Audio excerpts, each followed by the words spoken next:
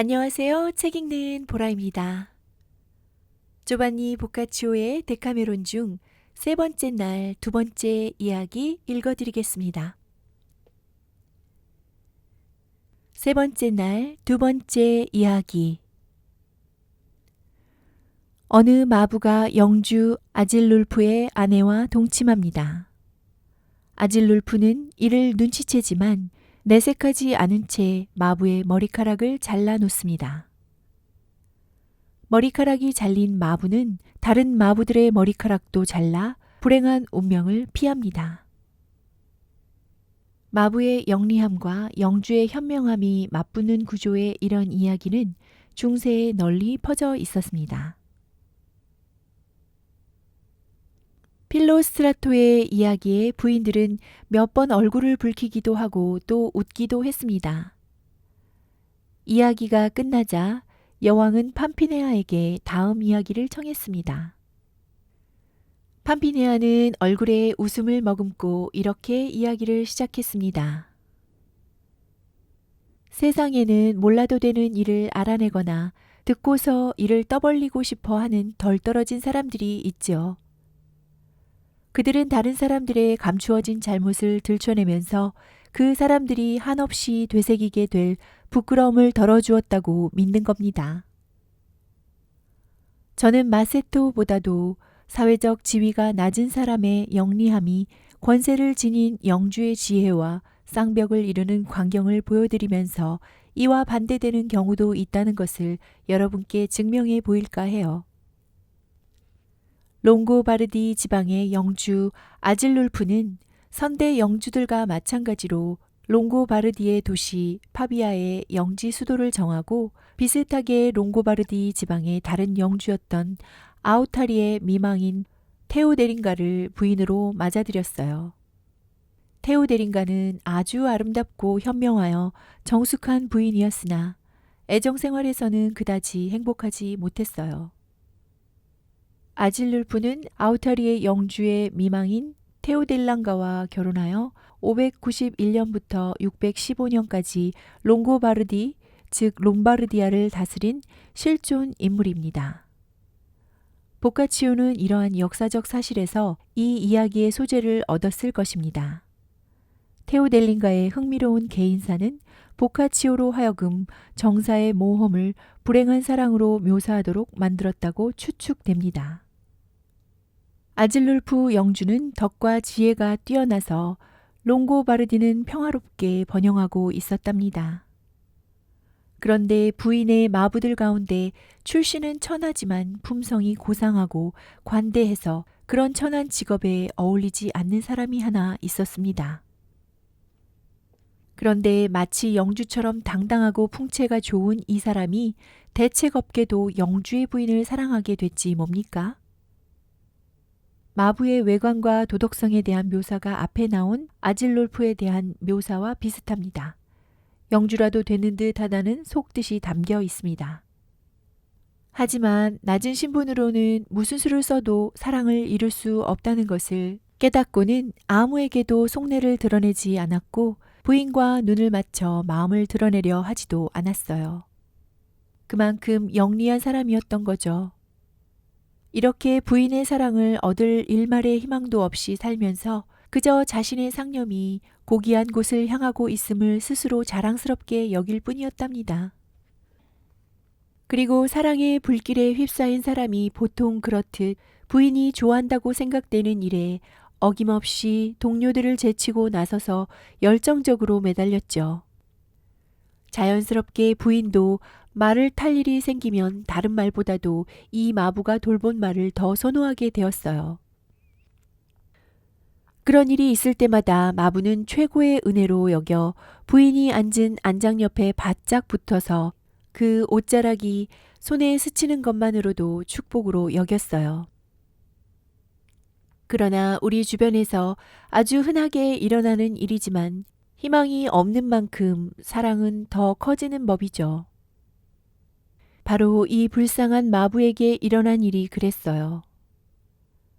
마부의 멸망은 자신이 지탱하기 벅찰 정도로 너무나 세차게 타올라서 비밀로 감춰두기가 점점 더 어려워졌고 어디서도 도움을 받을 수 없는 형편이었어요. 이런 사랑에서 벗어나지 못하느니 차라리 죽는 게 낫겠다는 생각도 여러 번이나 했답니다. 그런데 그렇게 혼자서 생각하다 보니 자기가 죽는 것이 부인에게 품었고 지금도 품고 있는 사랑 때문이라는 걸 보여줘야 되겠다는 생각이 들었습니다. 자신의 욕망을 모두는 아니라 해도 일부나마 이루는 것으로 자기 운을 시도해보고 싶은 마음도 있었죠. 그렇다고 부인에게 말로 하거나 편지를 써서 사랑을 전달하려 하지는 않았어요. 말이든 글이든 다 쓸데없다고 생각했던 거지요. 대신 아예 부인과 잠자리를 같이 할 방법을 찾아보기로 했어요. 그러려면 자신이 영주 행세를 하는 것 외에는 다른 방법이 없었죠.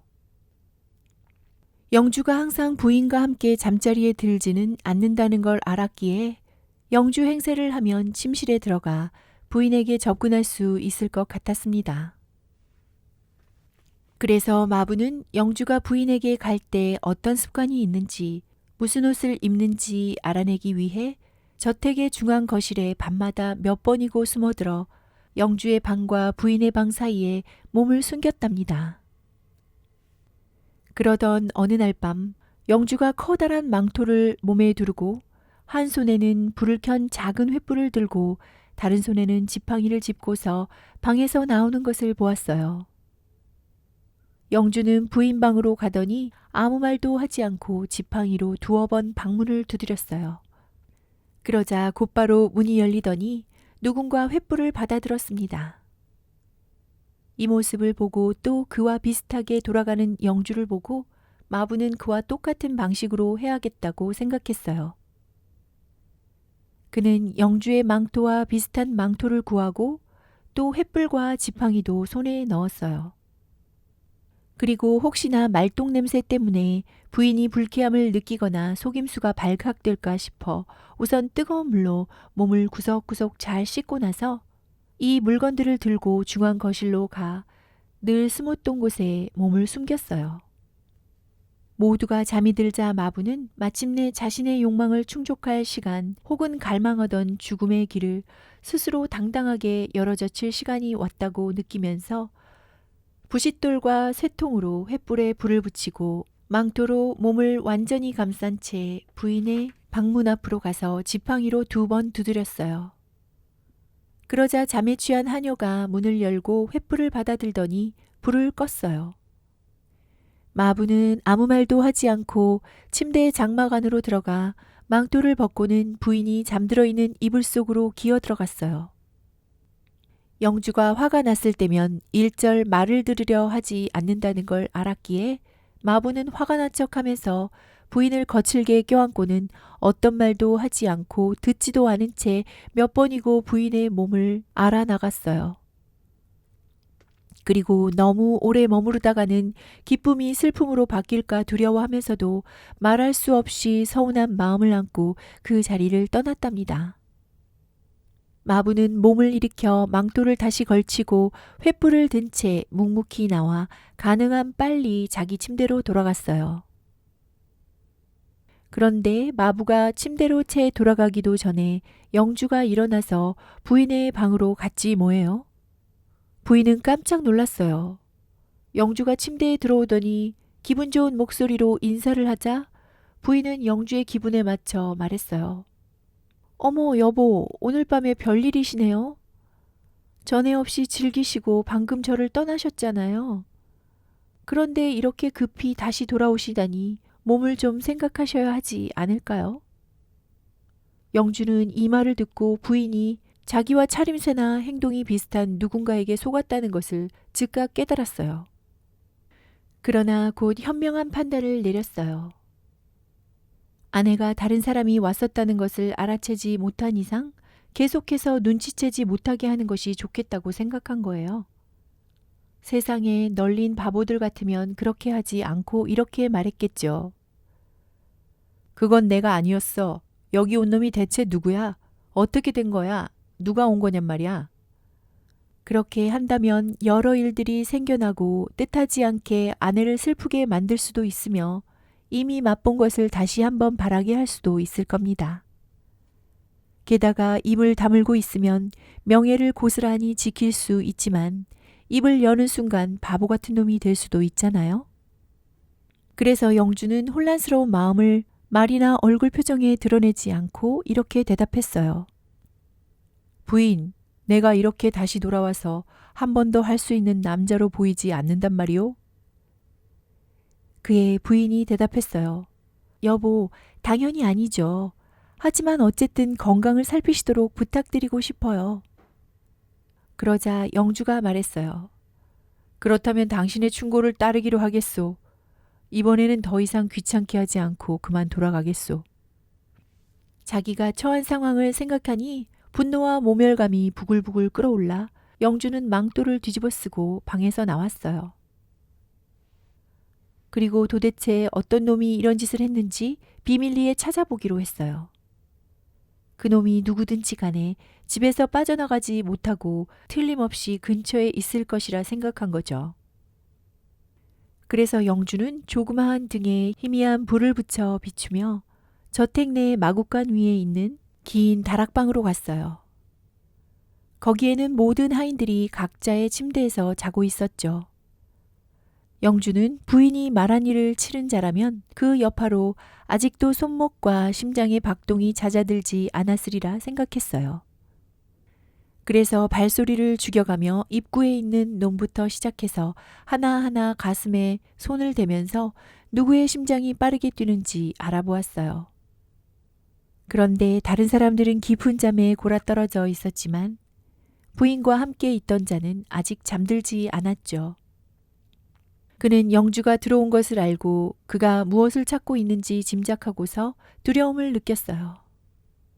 그리고 좀 전에 치른 일로 인한 여파에다 긴장이 더해져 박동이 더 커져버리고 말았습니다. 만일 영주가 이를 알게 되면 여지없이 목이 달아날 게 확실했죠. 그래서 어떻게 하면 좋을지 수만 가지 생각을 머리에 떠올리다가 영주가 어떤 무기도 갖고 있지 않다는 것을 알고는 일단 자는 척하면서 영주가 무얼 하는지 지켜보기로 했습니다. 한편 영주는 여러 명을 살펴보았지만 이를 저질렀을 것으로 판단되는 사람을 찾지 못한 채 마부에게까지 왔다가 그자의 심장이 빠르게 뛰는 것을 발견하고 속으로 생각했어요. 이놈이군. 그러나 영주는 자신의 의도가 알려지기를 원하지 않았기에 갖고 있던 가위로 머리카락 한 부분만 조금 잘랐을 뿐 그 밖에 다른 일은 하지 않았어요. 당시 하인들은 머리를 길게 길렀기 때문에 그렇게 표시를 해두면 다음날 아침에 그를 알아볼 수 있으리라 생각했던 겁니다. 이렇게 해두고 영주는 자리를 떠나 자기 방으로 돌아갔어요. 상당히 영리했던 마부는 모든 것을 지켜보고 그렇게 표시를 해둔 이유가 무엇인지 확실하게 알아차렸어요. 그는 지체 없이 자리에서 일어나 마침 말들을 돌보기 위해 마구간에 비치해둔 가위를 찾아 그곳에서 자고 있던 하인들에게 조용히 다가가 귀 뒤쪽의 머리카락을 죄다 똑같은 모양으로 잘라버렸어요. 아무도 느끼지 못하는 사이에 그렇게 하고 다시 잠자리에 들었답니다. 아침에 일어나서 영주는 저택의 문들이 열리기 전에 하인들을 모두 불러 모으라고 명령했어요. 다들 무슨 일인가 궁금하게 여기며 모여들자 영주는 자기가 머리카락을 자른 놈을 찾기 시작했죠. 그런데 그들 대부분의 머리가 똑같은 모양으로 잘려 있는 겁니다. 영주는 크게 놀라서 속으로 생각했어요. 내가 찾고 있는 놈은 신분이 낮을지 몰라도 머리는 제법 돌아가는 놈이군. 결국 소동을 일으키지 않고는 찾고자 하는 놈을 찾을 수 없다는 걸 알게 된 거죠.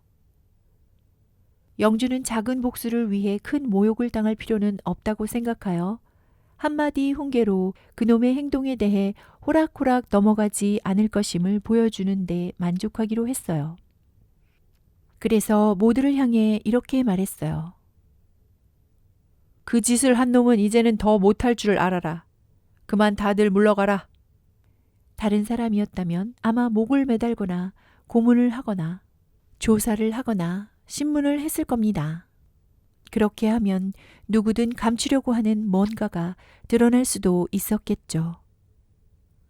하지만 그렇게 드러나고 또 완전히 복수를 한다 해도 자신이 받은 모욕은 훨씬 더 커질 것이고 부인의 정숙함도 더럽혀질 겁니다.